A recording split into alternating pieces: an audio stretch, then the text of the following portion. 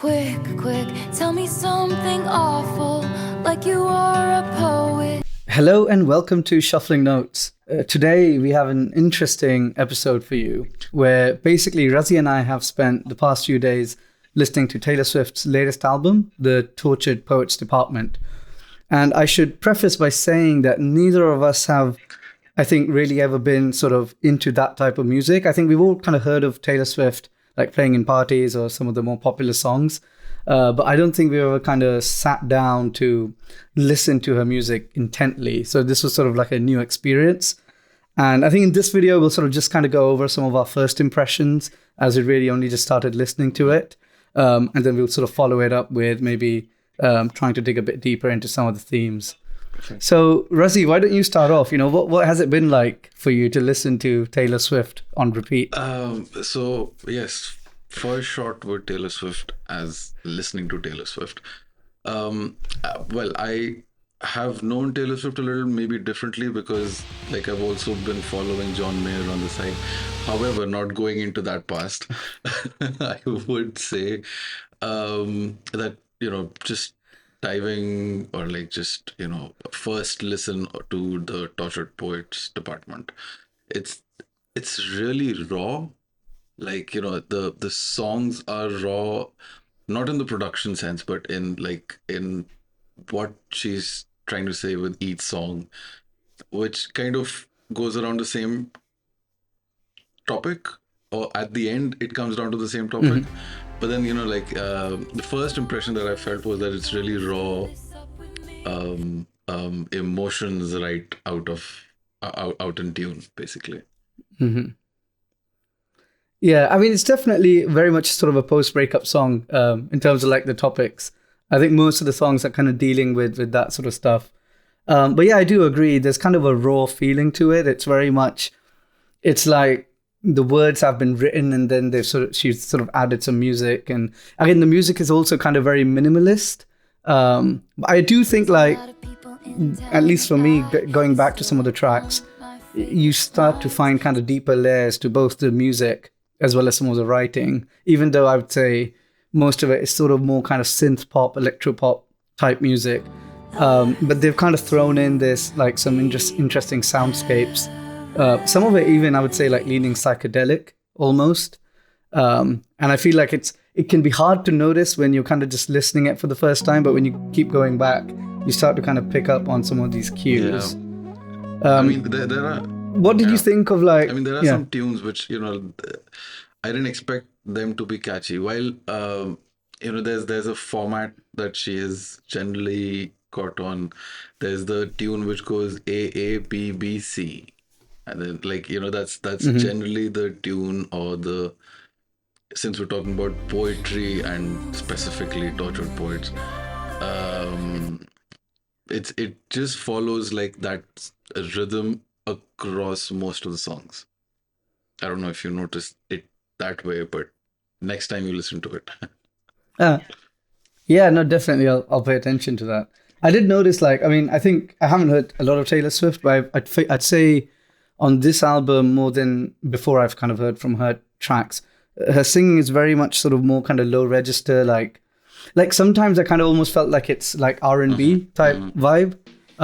It's not a rap, but like a slow rap where she's kind of talking. And I'd say like, it's very soothing to listen to as well. I think it's very easy to listen to because all the tracks kind of just like have that interesting like synth pop R&B type vibe. But I was going to ask you, what did you think of like, because I know, you know, it's like a double album. So you've got the Tortured Poets Department and then the Tortured Poets Department, the Anthology, which has, I think, another like 13, 14 tracks. Yeah. Did you listen to sort of that extended album and like, did you kind of notice a difference between the two? Or? Not lyrically, but yes, music, there is a switch in music from, I think, the 13th track or maybe the 15th track. And from the, so I have these 31 track names in front of me from the Anthology, the Anthology. So Clara Bow is I think the last track of the actual album, if I don't have it, haven't got it wrong here. And I think from The Black Dog, that's the extended album part of the double album. Okay, so probably then I would say, I think the Alchemy or somewhere around where I felt the music switch a little. Besides, I mean, I do have just like a brief note to give. So when I first went into the album, like just head on, and just going across the songs again, track by track, I was just I didn't really get the lyrics in the first go, or I was just humming to the tune. And as you said, like it's just an easy going album to listen to.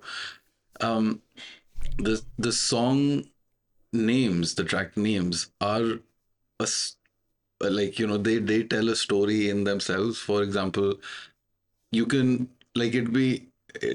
for me it was interesting to sort of read the next song and be like, oh, this would be about this, but then it wasn't. There's a twist to that, like, but Daddy, I love him. Like, there's a twist in that, in the structure of the poetry. And then even further going, it kind of, again, as I said, like it revolves around a certain topic, but the perspective is what I think Taylor Swift stands for. I think so. No, absolutely. Yeah, I think so. I think, I mean, the other thing I just want to point out, I think for me, the album itself, so like the first, was it 16 tracks or so, I think, to me, I enjoyed those more than sort of the second half. I think the second half it felt a lot more kind of mellow, and I think, I mean, you could argue in some ways it's deeper, like there's kind of more like a character study type thing going on with some of the, even with the track names, as you can see. But I think, like, personally, to me, I find myself going back to a lot of the tracks that are more in the first half compared to the second half. But I don't know if you noticed a pattern, if you had a preference there. I always started with the beginning. I never shuffled this album.